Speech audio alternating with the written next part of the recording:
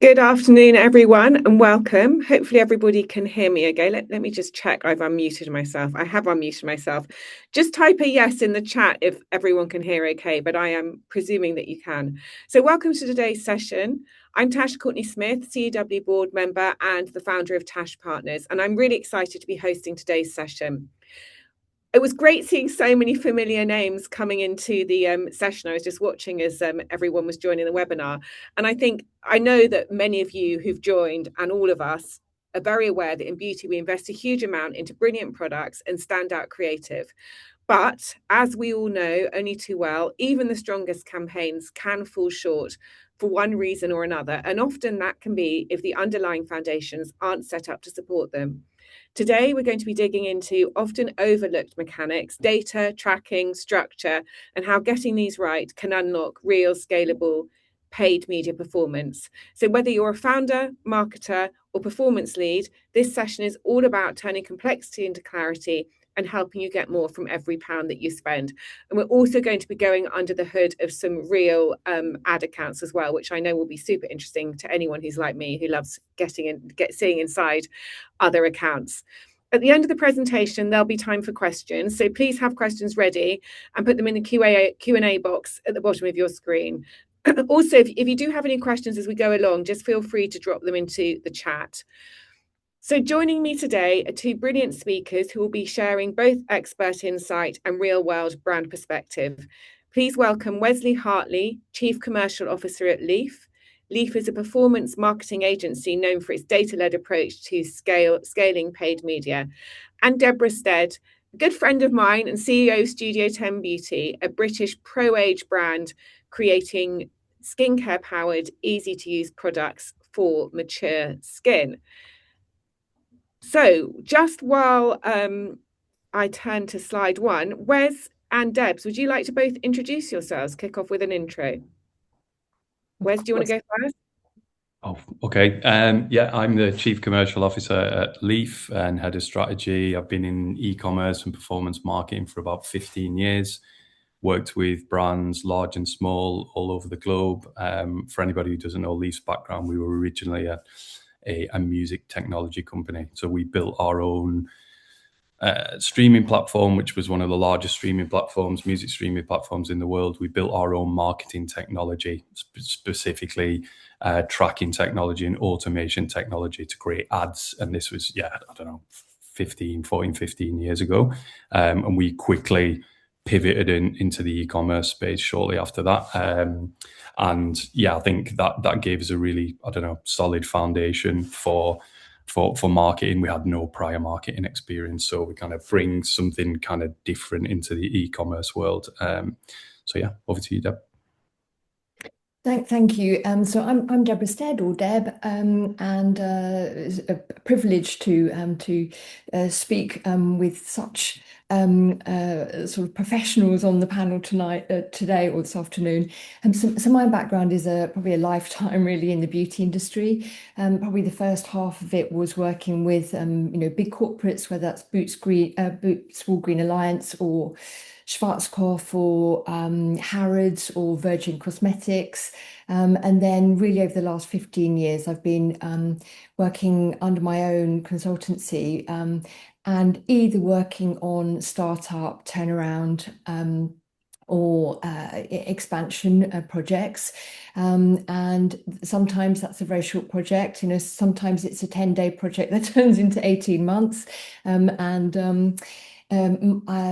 the last little while, I've been working with Studio 10. So Studio 10, as Tash said, is a brand, mature makeup brand that's been in operation for about 6-7 years, under the foundership of Grace Fodor, and really looking at how we can get the business back onto a growth track.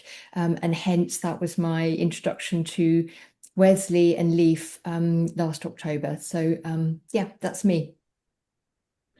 Brilliant. Thanks so much, Deborah. So Wes, of those 15 years you've been in paid media, I haven't known you for that many of them, but I have known you for a few of them, latter few. And I do know that one of the things you always talk about is how creative performance is only as strong as the data feeding the ad platforms.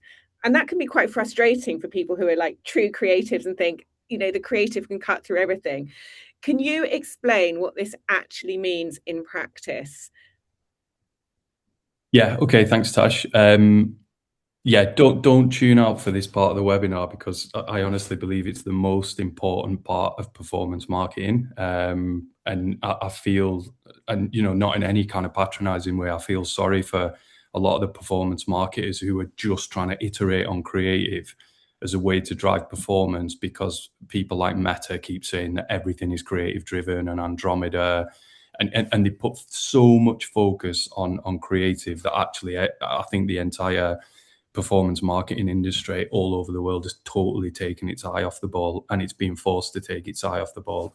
So without conversion tracking, you cannot run conversions campaigns. I know that sounds obvious, but if you think about that, if you think about what's inside, what data gets passed from your website into your ad accounts, and then you think about the bidding, the algorithmic bidding that you cannot control in your ad account. So in PMAX campaigns, in Advantage Plus campaigns, you have very, very little control over millions of things that the algorithm is bidding on. So things like screen height, screen width, your demographics, you can control those, right? Broad age groups, gender, you can control that, but you can't control things like device, browser, the age of your device, the version of your device. All of these things are being bidded on in real time, and the information about your devices, because when you think about a person, you need to actually think about a device, and people have multiple devices. People, obviously, creative marketers think about people, which is the right thing to do, but the algorithm just looks at devices, and people can have multiple devices, and there's cross-device tracking, etc. So it's all of this information is being sent from your website to your ad platforms, and the vast majority of brands are not investing any time or effort in optimizing the data that is driving 100% of all the algorithmic bidding and optimization in the ad platforms. And I think if you think about building a website, you wouldn't build a website and then go, thanks for my website, I'm not going to have anybody monitor it or maintain it or optimize it once they've built it. But nearly everybody in the world, 99% of brands, are doing exactly that with conversion tracking. So if you're spending tens of thousands or hundreds of thousands of pounds on paid media spend, and you are using the free apps in Shopify, which the vast majority of people who've got Shopify sites do, then you need your head examined, because you're in such a precarious place with your ad spend. And if something happens and you're not able to hit performance, or there are some performance issues, or you're not able to scale, people are pressing buttons in the ad account and chasing things in the ad account. Whereas 9 times out of 10, the problem is with conversion tracking. Even if you do have those free apps installed and you think nothing's wrong, there's no duplication or you're missing data, they are just the most bog standard vanilla solutions in the market that you can get. There is so much data that you can be collecting and passing into the ad accounts to improve attribution, which improves targeting, which improves retargeting, and improves performance. And think about this, conversion tracking is profitability. That is what's driving the profitability of your paid media spend. Sure, there's structures within the ad accounts and the creative, but this is the first path to profitability of paid media spend, and very, very few brands understand it because it's a black box. But because it's a black box, I think it turns people off, and they just don't want to delve further, and they certainly don't want to invest in it. But we just see, most brands just have this in a really bog standard state, and 100% of all the brands we've audited have been broken. So when I talk about conversion tracking, just to go back to the start, I'm talking about sending those key events in that you optimize for and that you build audiences off. A page view, so a website visitor, a view content or a view item, so people viewing a product page, an add to cart, a begin checkout, and a purchase. Let's call them the core 5 e-commerce events. You build audiences off all of these. These events are passed from your website with URL or product information and customer information.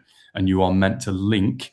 It's trying to find a real person. So Meta and Google are trying to find real people who have accounts on Google and Meta, and they can only do that by being passed customer identifiers from the website. So if I put in my email address, it will look for an account with my email address and go, that's a real person.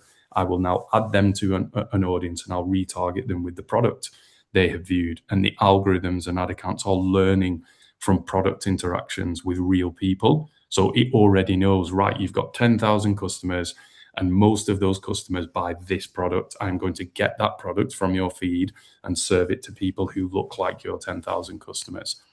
Without optimizing that data flow, your ads are always going to underperform. So yeah, Tasha's got on the screen what good tracking looks like in Meta. So if you go into Events Manager, you'll see these event match quality scores, and you'll see that they're higher than yours. Probably anybody on this call, you'll see these are higher than yours. Yours will be in the 5s and 6s, and then purchase, you should be around the 9 mark, right? But these do fluctuate day to day. But it just shows how important conversions API is in Meta server-side tracking. Without this, you would see whatever that is, 3, 4, nearly 4 times as less conversions going into the ad account. So that tells you how important server-side tracking is. So, but you need to know what it sends, how it sends it, understand the data engineering. Use Omnibug. There's a thing called Omnibug.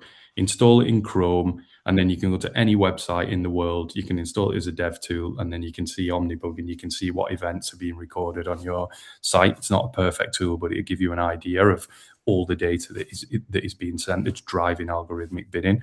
And we build technology to help optimize this very thing. So this is what it should look like in Meta. It should have browser and server-side events, and those EMQ scores, event match quality scores. If you go into Events Manager, just hover over, it will tell you what that means. It will tell you they're searching for real accounts on Meta, and then a higher score means better attribution and better performance, basically. And that's the kind of thing that we're optimizing ahead of doing anything in the ad account or the creative. So Wes, you said nearly all the brands you audit have their conversion broken. What is broken, and is this something that people will be able to see on their own accounts from visiting this Events Manager area of Meta? Yeah, it's a really good question, actually. We're producing a big report and releasing a big report, and it's going to be by its sector as well. So it will have by channel and by sector. So beauty, luxury, whatever. So broken really can mean anything from broken compliance, or broken Google Consent Mode V2, which affects all the model data, additional data that goes in. It can mean missing events. Normally on Google, people are missing lots of mid-funnel events. Meta out of the box is much better, especially on Shopify. Or it can mean missing parameters. So it could mean a missing product ID, an item ID, which means it then can't attach the product to you in a retargeting audience and do personalized retargeting. Or an Advantage Plus campaigns require a very specific parameter being sent on the event data. Lots of people have got that missing, and they've got no idea where to check, how to check it, and then even if they could, what to do about it, because it's so complex. It's a very, very complex kind of esoteric specialist area of software engineering, basically. So it's not something your average performance marketer can do anything about. And that's why, I think if you're going to optimize campaigns, you need to optimize the data that is being sent to the algorithms, not just the creative. And coming on to Google, Deb, before we come to you, Wes, just coming on to Google, is this where people need to be going and looking now in Google, and how will they know if they're So if you go into Google Ads, go to the goals section, go to summary, and in there you will see your events. You should have one of them set to primary, right? You might have multiple, but you should have one set to primary. That's the primary optimization objective. And you can just see in here, it's an example. So this is hours leaf purchase. You can see it versus the Google Shopping app. So Google's own conversion tracking app, right, that sends data into Google. Ours is better just because we put more time and effort into it. Not because we're better than Google. Google are obviously amazing at what they do, but they've probably got like a handful of people just working on this every now and again. And so you can see how many more conversions we're sending in. It's on exactly the same attribution window inside that. But you can see on the right here, this other box, recording conversions, enhanced conversions is active. That's the server side bit. Consent mode is active. So that's the model data going in there. Imported data quality is excellent. That's the proprietary enrichment that we can do. And basket data is excellent. That means it can match what the pixel sees as your product IDs with the product IDs in your feed. If those two things don't match, it cannot learn from the product interaction. It cannot add you to an audience and retarget you with that product. I should have put what the Google Shopping app looks like, really, but there'll be like 3 green ticks instead of 5.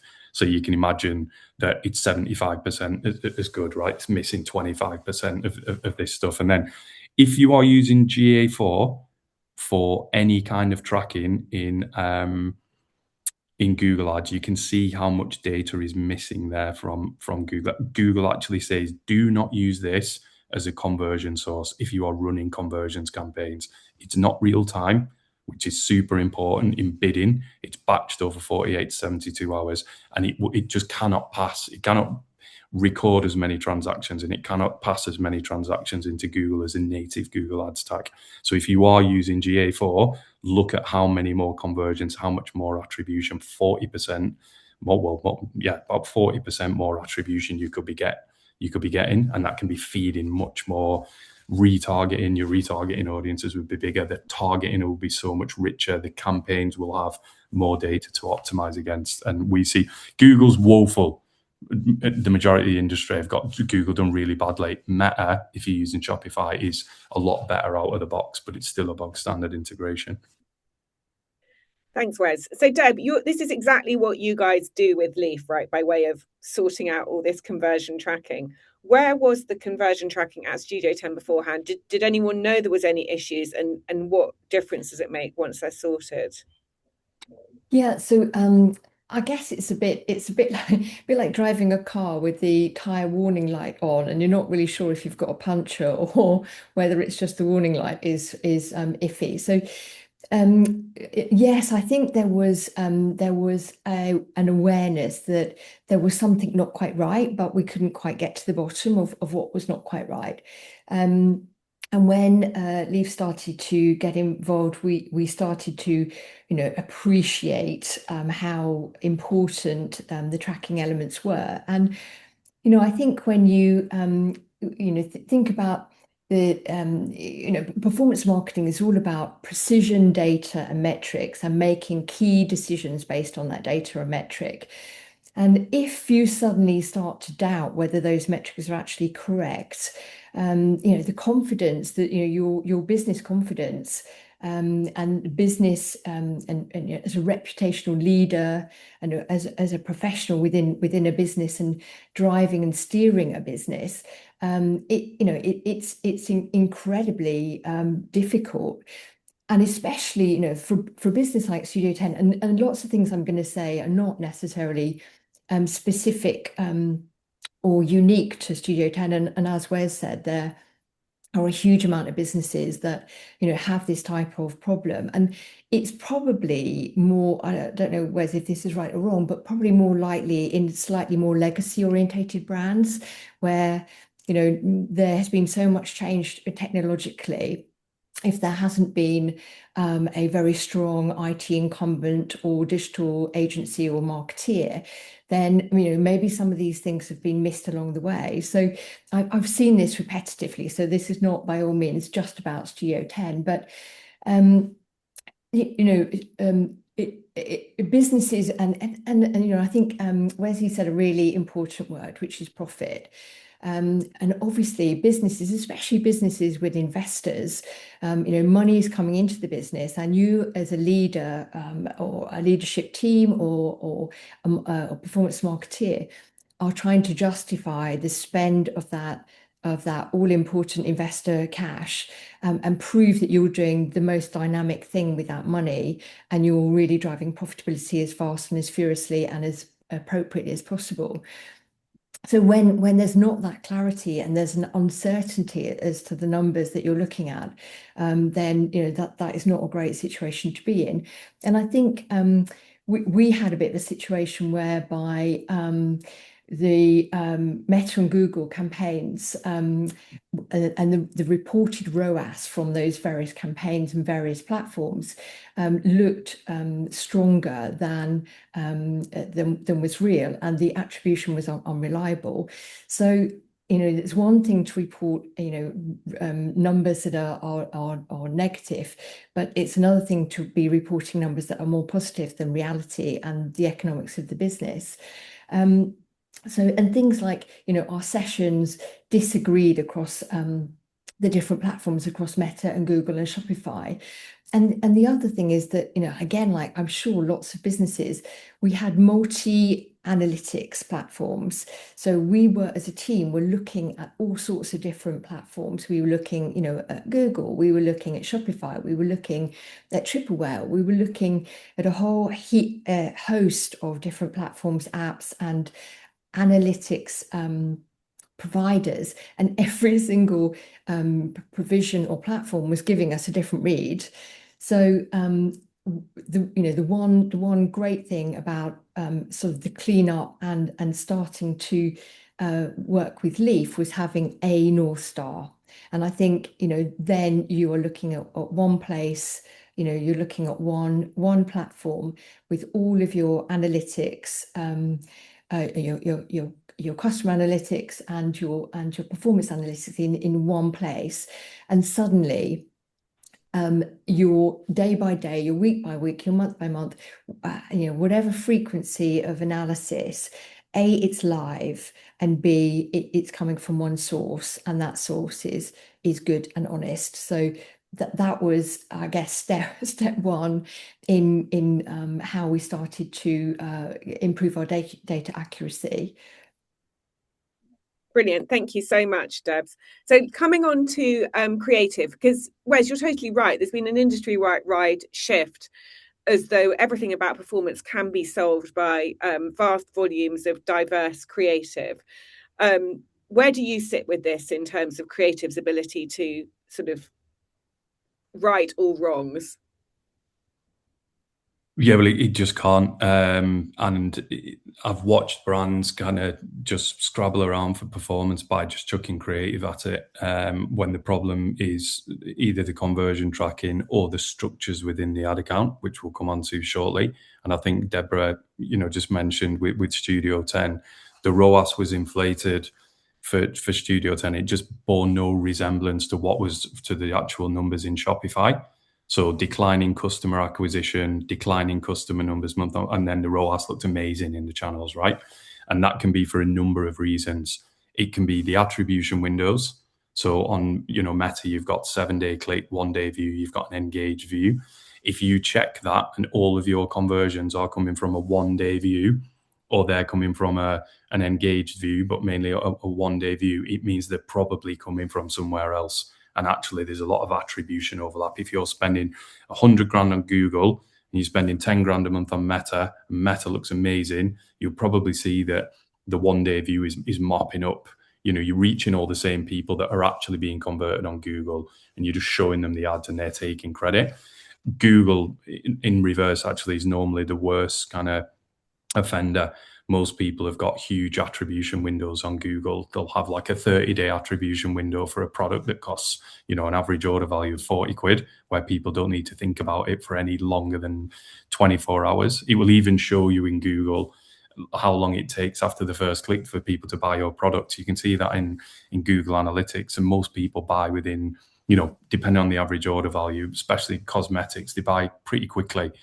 They're in market to buy something. It's either, you've either bought it before, you're looking for something new to solve a problem that you've got some kind of concern or something, you're looking to try something new, and you go and buy it pretty quickly because it's not, it's not like a 10 grand purchase. You're not buying a car or a sofa or something.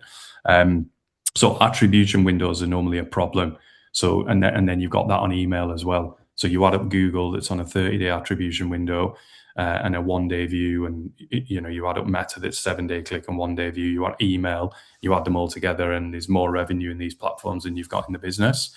And that's normally an attribution window problem, but it can also be a tracking problem. You can be double counting conversions, and that is a bit of a web. We just had a situation recently with an analytics provider that came in and just like turned on Cappy in Meta. We already had Cappy on in Meta, and they just turned there's multiple ways to turn these things on, and started like double counting the purchases, We didn't know this had happened. Luckily, we've got a monitoring solution that alerted us to this problem.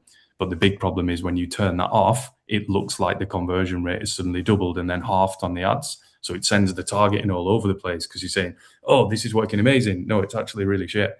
Go and search for some different audiences and it'll change all the bids on everything that was working and go and look for different audiences. Eventually, it'll find its way back to the gold team, but it introduces this this disturbance into the performance, into the targeting. Tracking is targeting, basically. That's what does all the targeting. It's not the stuff you put in the ad account, because that's just very, very broad age range, genders. And normally now Advantage Plus people have just got everything just massively wide open. So what is actually driving the bidding? What is telling the algorithm which ads are doing better and which ads to spend on? It's all the data coming from your website, from the customer interactions, or hitting that creative and saying, yeah, okay, whatever this is, this tanning lotion, this eye cream, this whatever it is, this laser, this is being bought by these people and they're really high value and really high converting. We'll just go and get more of these people that have this screen height and screen width and device and the same browser and the same location and demographics and all these other things. And they follow all the similar pages and on Meta and like all the similar things. And it just ups and downs the bids on that. If that data is disturbed or it's erroneous and it's coming into the ad account, and then the structures within the ad account are your attribution windows are too large, you're getting lots of false positives, it's getting a distorted view of reality, and it'll be managing the bids against all this kind of erroneous stuff.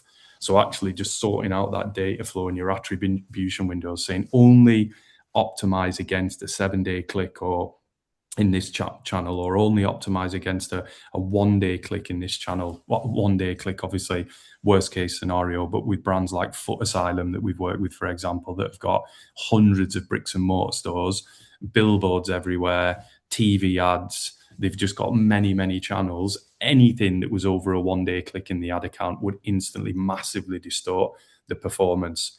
And then the ad account would chase, if you're saying 1-day view, it will chase those 1-day view optimizations when they're false positives. So you've got to narrow it down and say, only take a 1-day click and only use that data for optimization. Most brands probably using 7-day click, 1-day view and better. And that might be Meta. That might be fine if the majority of your revenue is coming via Meta. And it's a big portion of it. It's a big revenue driver for your business. That's great. You can really credit that. But I'd just take a look at those attribution windows. I hear people at conferences going, oh, Meta's bullshitting us and telling us this false ROAS. And it's like, well, you've got all the settings in the ad account to make it not look like that. You have that under your control. So that's the bidding is the tracking is the bidding. Like, it's what's driving the bidding. I think that's perhaps the way to look at it that will make people understand its importance more, versus just being faced with sort of the thought that their tracking might be off, which lots of people then think, oh, it's too much to deal with. How am I going to fix it? Mm-hmm. So Wes, let's go into what it actually looks like inside a winning ad account and how these accounts should be structured. There's been a load of change at Meta in the past 12 months. And there is ongoing debate always about how a winning ad account is structured. So do you want to walk us through your thesis and how you see winning ad account structured?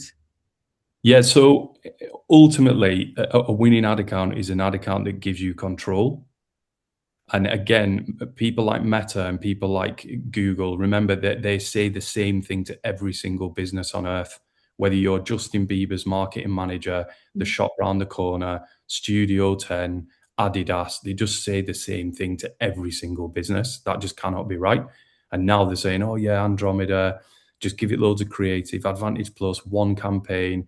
It's just utter garbage. How can you control any budget against product, against funnel stage, and then against, and then how are you controlling, say, budget against new to brand prospecting versus new to brand retargeting versus existing customers? Most of the time in the ad accounts now, I see an Advantage Plus campaign and all it does is just exclude customers.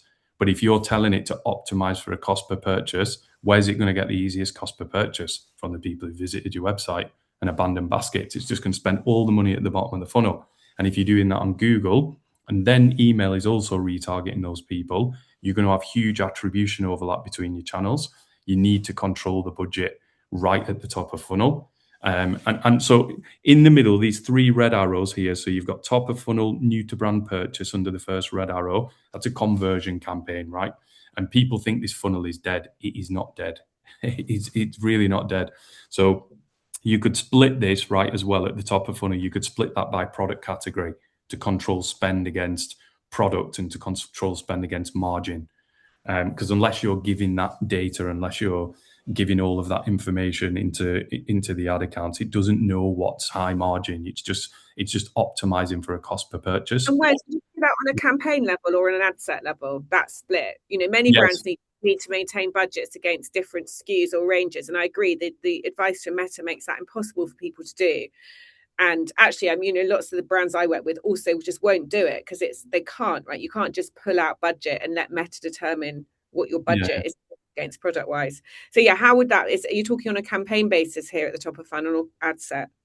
So you could do it a number of different ways. You could do it by campaign. You could do it by ad set. So you could have a top of funnel conversion campaign, and then you could split the ad sets by product category or even by SKU. If you've got like if like 70% of all your budget comes from one product, yeah, you just control a campaign for that or an ad set for that, ad set level budgets. Or if you're happy to let it spend where it wants, if the margins are all the same across your product categories, right, and you're not making any more margin, you could probably do it at campaign budget optimization and let it spend. So say in the retail industry, for example, the margins are very, very similar. Their products, right? The difference between a top and a skirt and I think it's less so in the cosmetics industry, but similar. But if you've got very different price points and then you've got very different margins, you're going to have to split out by price point and margin. And you can do that at the top of funnel, split that out, exclude the funnel stage below, right? You don't need to exclude the engagement audiences middle of funnel, but don't treat the middle of funnel like a web retargeting audience. A web retargeting audience is much more high intent than a middle of funnel engagement audience. A middle of funnel engagement audience, they could have liked a post a year ago and forget you even exist. And I see everyone going, oh, retargeting. Yeah, I'll retarget my engagers and add to carts. Somebody adding to cart yesterday versus somebody who liked to post a year ago. They're just such different, levels of intent. So what you want is control over new to brand prospecting, and you're going to split that by non-conversions and conversions. The non-conversions campaigns, the brand and product awareness, your organic posts, posts talking about your brand, how you make people feel, what you stand for, the reasons to believe in your brand, and then posts and creative that talk about your product and features and benefits. You can have lots of that. You can have, all these non-conversions campaigns at the top of funnel. The more you spend, the more you will need to spend on those campaigns.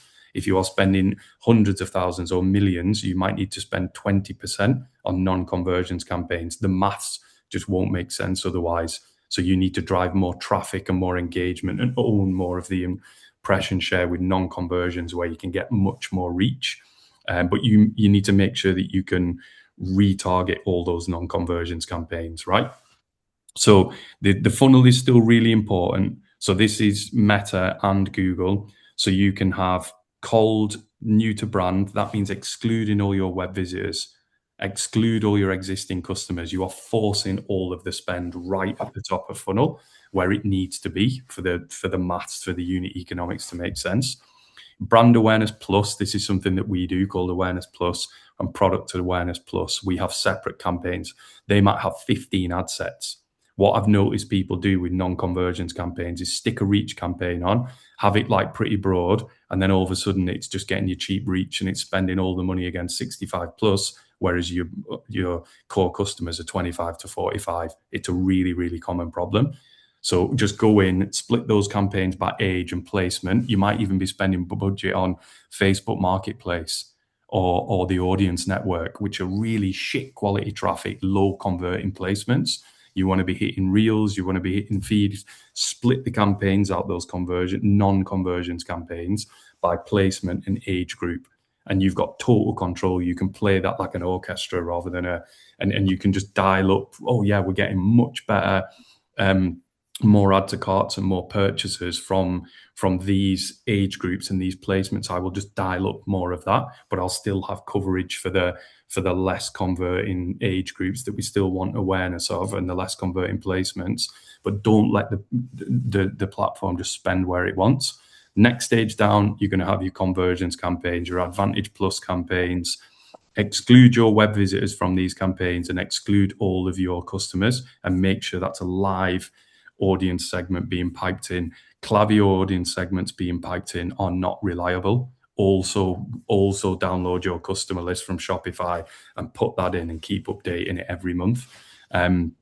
And then you'll have your generic search and PMAX campaigns. So exclude your brand terms from those PMAX campaigns. PMAX campaigns, and they're cross-network. They're going to bid on search unless the search you have is exact match. That's really important. If you don't have it exact match, PMAX is going to eat that search. It will take priority over it. So make sure that you've got that there. And that's new to brand again.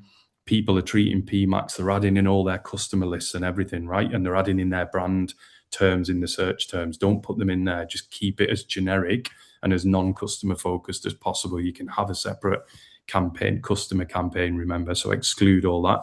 And that means you're spending probably 70 or 80% of all of your budget right at the very top of funnel on new to brand audiences. And every time someone leaves that campaign, clicks and goes to your website, they are then excluded from that campaign and they are then retargeted with another campaign. What that means is you're able to customize, tailor your creatives for the different stages of intent. You want to say something different, you might want to lead with a different message or a different product at the very top of funnel to someone who's never engaged with your brand than someone who added to cart yesterday. So we need to treat those differently. So I know this sector, creative, very, very it's very heavily focused on creative, right? You need a way to control that message. And then you can, what do you really want to say to new to brand people? What do you want to lead with? You will have that control then. And then you've got this MOF, right? MOF for us, some people treat it differently, is say an engagement audience, but I see these that in market, they're probably brand aware because they've engaged with your content somewhere, or they're searching for your brand, but they're still new to brand. You're excluding your existing customers. They're aware of your brand. In Advantage Plus, I wouldn't split those out. I would just leave them as part of the Advantage. It will automatically go after people who are engaging with your content, and you can just treat that as second touch. If you're excluding web visitors, it means they've still not been convinced to go to your website. Fair enough, you can only go back 180 days on Meta, but it will just be second touch, third touch, fourth touch until they go and visit your website. Then, and you've got generic PMAX campaigns again here, and brand PMAX campaigns, but bid higher or only bid for new customers in the settings on PMAX. That's really important. Most people are bid equally for new and existing customers, and then you're giving it like a 400% ROAS.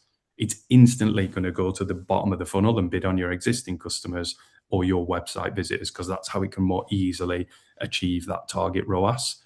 So don't let it do that. Give it a target ROAS where you can make just about make a profit on the first purchase. So you can open the throttle on the budget, but exclude your brand terms, and bid only for new customers or bid higher for new customers if you haven't got enough budget to go around many campaigns and you can't actually split this out, just because of budget constraints. Or just on the last one, sorry, Tash. And then right at the bottom of the funnel, you've got new to brand retargeting. So that's web visitors, a generic, and that means when you go into promo, you have the ability to go, right, I'll spend more heavily on retargeting.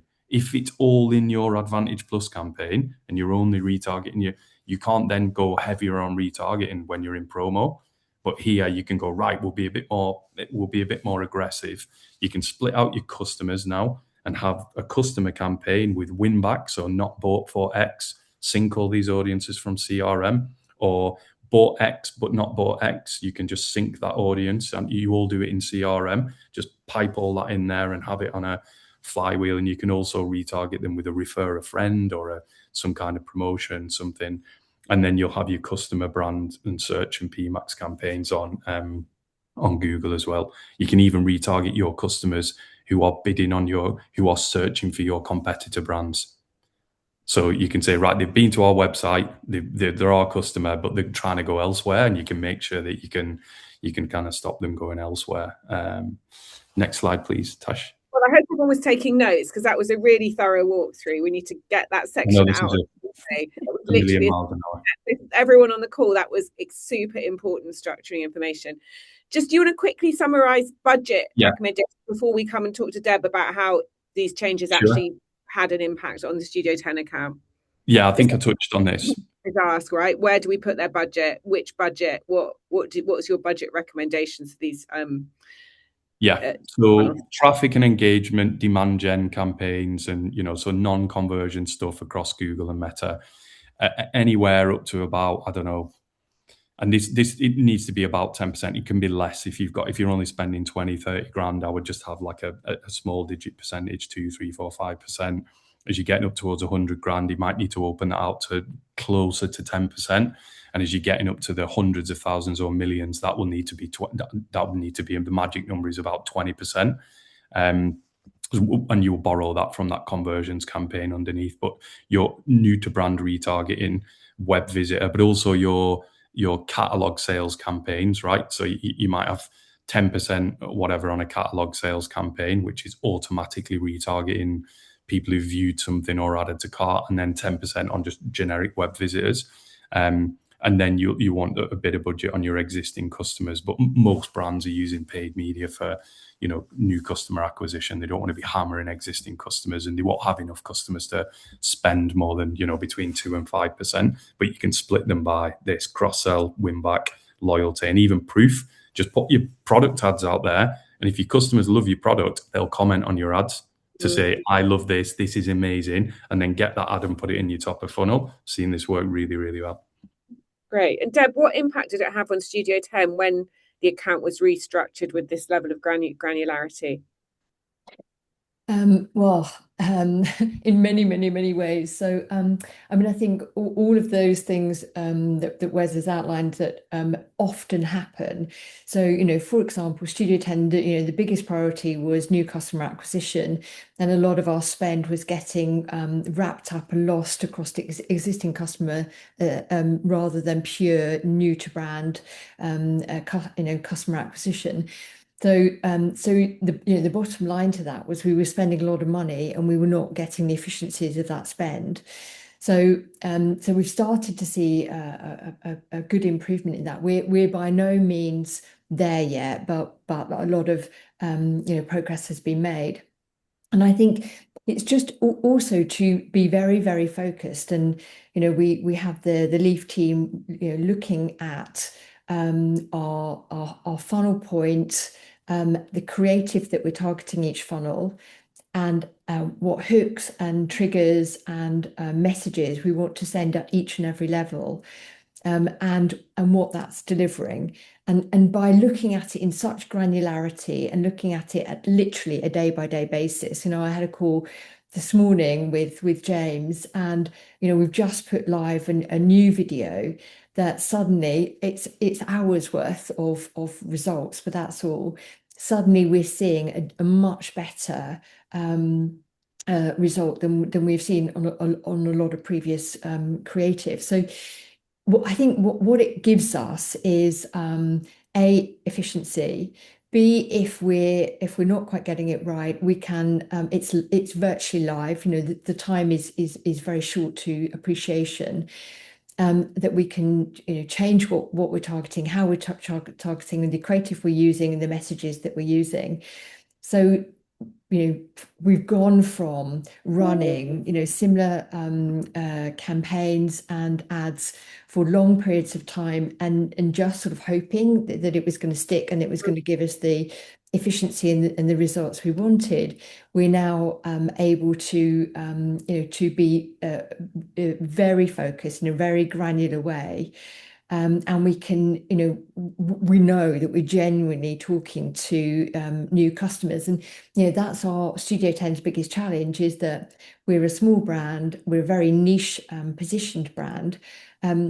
and many people, especially in our niche, do not know about us. And so we've got to really sweat every penny of that advertising spend to make sure that we are actually hitting those people that are in our demographic, are appropriate, and we can acquire. So it's early days, but I think we're knowing what we now know. Half of it is the appreciation of what was not working right, and what was not productive, can now be tailored into very focused spend, both of time and resource, and our hard-earned ad spend. Fantastic. Okay, so we've got a lot of questions coming in. So before we get to those, because just being mindful of time, um, where's the beauty industry trap? This is a trap that probably a number of people on this call would have fallen into, thinking they're doing exactly the right thing, but they're actually possibly not. What exactly is what you call the beauty industry trap? Putting all your eggs in the influencer basket, basically. So, and for a number of reasons, you cannot control the performance of that influencer content. They can delay it very, very easily as well. All of a sudden, it's like, right, we've got a month and here's our forecast, and this is going to go live on this day, and something happens and it goes live 2 weeks later. It can ruin your month. You don't have control over that. The licensing of influencer content is a big problem. If that's your winning ad for the last 6 months and you're like, oh shit, the license has run out, we've got to turn it off. That can be that can cost you hundreds of thousands of pounds from 1 week to the next, because you've just got to turn off all your best performing creatives and then go and search for some new ones and of other influencers that might not work as well. If you're forecasting from 1 month or 1 year to the next, fame is a fickle friend, and an influencer that did well last year, their time in the sun might be up and they might not perform as well this year, but they've actually charged you a bit more. You've got the content, and all of a sudden they don't perform as well.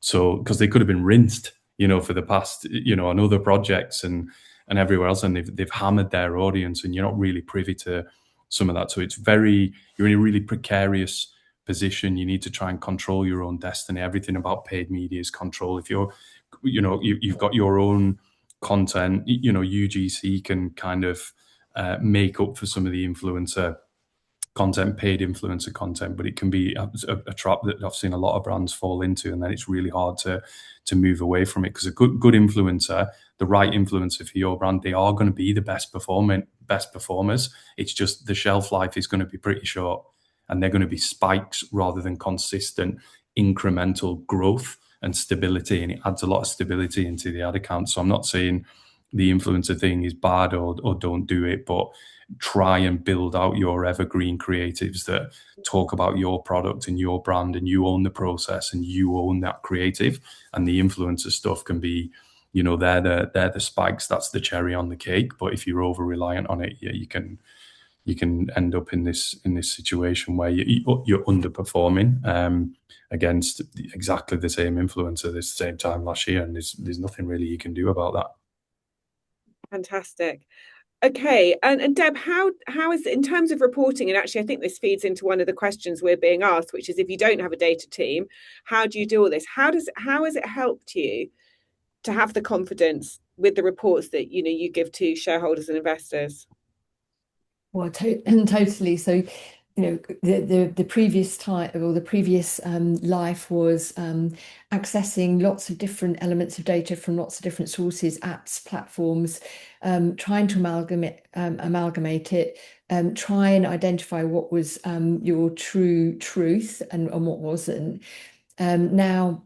And this is not, a sales pitch for Leaf by any means, and but obviously we are in a much better place because of them, which I'm massively thankful for. But what we now have is a dashboard which gives us every possible metric we need that we can compare on a day-to-day basis. It's looking at customer metrics, it's looking at every which way. So I know how much we're spending per day. I know where that's being spent. I can look ad by ad. I can look at what ROAS a particular ad gave us on a particular day. But if you roll it back up into sort of leadership reporting and investor reporting, it means that we can give a very comprehensive view, and we're not just relying on one metric. All metrics are important. Whether it's average order value, whether it's CAC, whether it's MER, whether it's new customers acquired. We can look at that blend of a blended dashboard, and we can report on it. And obviously, most investors or boards want a monthly update. It just means I can give them familiarity. I can give them a running commentary to what is happening month on month. They can see the changes for themselves. They don't necessarily have to understand it, and probably a lot of them don't. But it just means we've got a cadence, we've got a truth, a North Star, and we can be very honest with our investors and board about what's working, what isn't. So it's there in the numbers, and we can also be very clear about when we identify very quickly what isn't working. We can pivot, change, try again, iterate differently. I think it's information is power, isn't it? And it just puts us in a much more powerful place. Brilliant. So we're going to ask both of you to refine your brilliant basics. We've got a lot of questions and only 8 minutes left. So if you could, when you're answering the questions, also drop in some of the brilliant basics that you'd both like to share, and we'll come over to some of the questions from people who are here today. So let me just check the questions first of all. So Wes, this is probably one for you. How often should brands be auditing their tracking setup? And by the way, guys, if you do have a question, just drop it into the chat or the Q&A section now. At least do it once after this call. Most people aren't doing it at all, but definitely do it before you go into, like, I don't know, Q4 or any kind of sale that you're running or you're going to be scaling spend. And it's not even your tracking. It'll just audit your campaigns and make sure that they're driving incrementality, make sure that your exclusions are there. And if you want to look at, is your tracking accurate? Is there an issue? Look at your attribution windows you're using. Think about what that means for how much the channel is being credited. And then look at, I don't know, maybe if you've got, I don't know, like much more revenue in the ad accounts than you have in the actual business. At the end of the day, there's something wrong there. The money's being spent. Either there's cross attribution there, there's attribution overlap, or you're double counting your purchases. I think most people have given up on things like GA4, but you can make GA4 a highly accurate web measurement platform.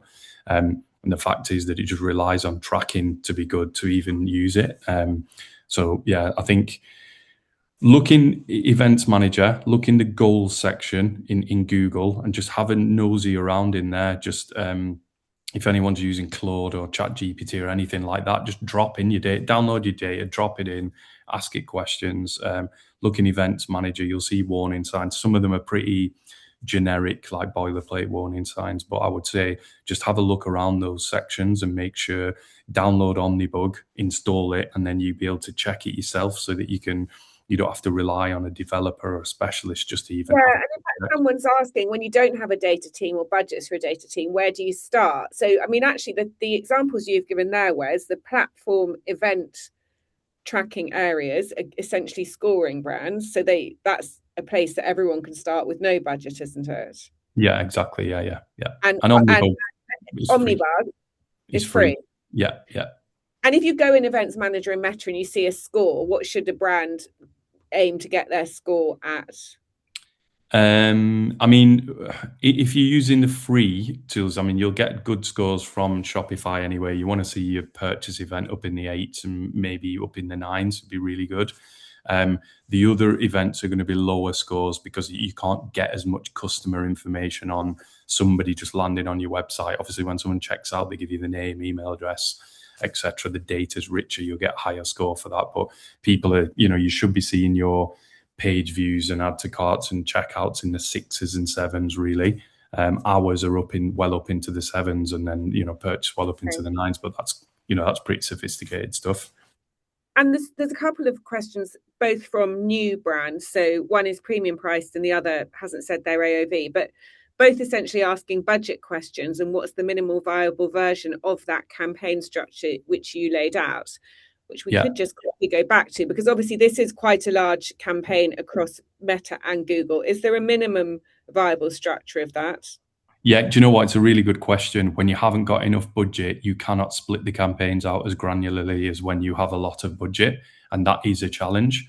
But you at least want that minimum control. You could have one Advantage Plus campaign and drop your ads in, and then you could exclude web visitors and customers, and then you could have you could even leave web visitors in there, but just exclude add to carts and view contents. Then have a DPA catalog sales retargeting campaign. So that's 2 campaigns, and then 1 for your customers. So you could have 3 campaigns there, and that's the full funnel, but you've got control over new to brand prospecting, new to brand personalized retargeting, and then you've got control over your existing customers. If you don't want to spend money on existing customers, then you could probably just have 2 campaigns there.